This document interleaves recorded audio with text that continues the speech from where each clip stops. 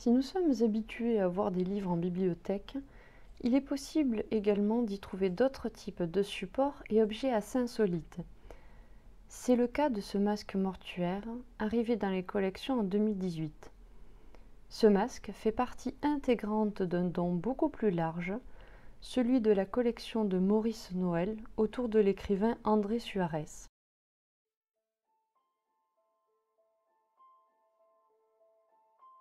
André Suarez est né le 12 juin 1868 à Marseille.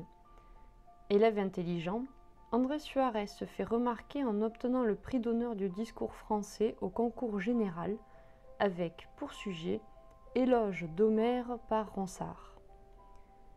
Anatole France en fera d'ailleurs référence dans la revue Notre Temps. André Suarez continuera ses études à l'école normale supérieure, mais sera refusé à l'agrégation.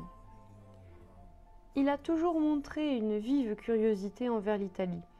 Il s'y rendra plusieurs fois et écrira son ouvrage le plus célèbre, Voyage du condottiere, paru en premier lieu en 3 volumes, puis rassemblé en un seul en 1954. Il n'est pas pensable de réduire cet homme à un seul ouvrage. Touche à tout, il explore tous les styles d'écriture, de la poésie à l'essai, et ce sur des thématiques qui le touchent. La musique, l'art, la religion, la politique. Visionnaire, il fera mention de l'arrivée du nazisme dans Vue sur l'Europe dès 1939. Il évoquera l'avenir du livre dans Art du livre, paru en 1920. Il est possible que le livre soit le dernier refuge de l'homme libre.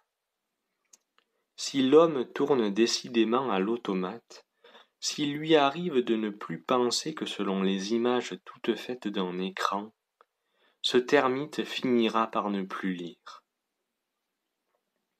Toutes sortes de machines y suppléeront. Il se laissera manier l'esprit par un système de vision parlante, la couleur, le rythme, le relief, 1000 moyens de remplacer l'effort et l'attention morte, de combler le vide ou la paresse de la recherche et de l'imagination particulière. Tout y sera, moins l'esprit. Esprit torturé, André Suarez est aussi un homme marqué par la vie. Son physique lui vaudra des railleries durant sa jeunesse. Solitaire, il sera quand même très entouré, que ce soit par sa famille ou par ses amis. Son cercle proche lui sera fidèle jusqu'au bout. Il entreprendra une large correspondance avec son frère Jean et sa sœur Esther. Il sera également entouré de nombreux amis, dont certains lui vouent une grande admiration. Stéphane Zweig, Romain Rolland, Maurice Potcher, Gustave Fayet. Le voici en compagnie d'Antoine Bourdelle, sculpteur français. André Suarez meurt le 7 septembre 1948 d'une longue agonie. Sa mort a été un sujet récurrent, comme le démontrent les nombreux écrits autour de ses dernières volontés.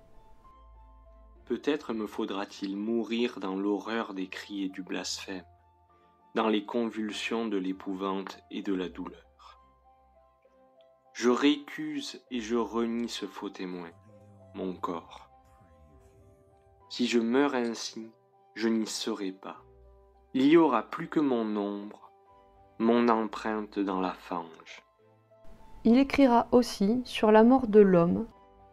Toute mort est horrible, mais la mort de l'homme est la plus horrible de toutes, car l'homme sait qu'il doit mourir. Il sera enterré par la suite au Baux-de-Provence, terre qu'il chérissait par-dessus tout, comme le prouve son testament. Quand je ne serai plus, qu'on me mette en terre chrétienne, ô beau que j'ai tant aimé, si je cesse de vivre en Provence. Les lieux qu'on a beaucoup aimés nous aiment aussi sans doute.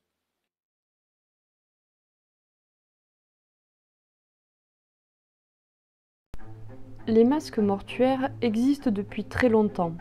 Pendant la Renaissance, les masques étaient réalisés en plâtre pour conserver la mémoire des grands hommes de ce siècle, Napoléon Bonaparte, Tolstoï, Robespierre. Au XIXe siècle, la médecine légale fait son apparition et l'utilisation des masques permet de conserver les visages des morts afin de pouvoir les identifier avant l'usage de la photographie. La technique utilisée la plus fréquente est celle du moulage. Le visage est enduit de cire qui va sécher en prenant la forme des traits.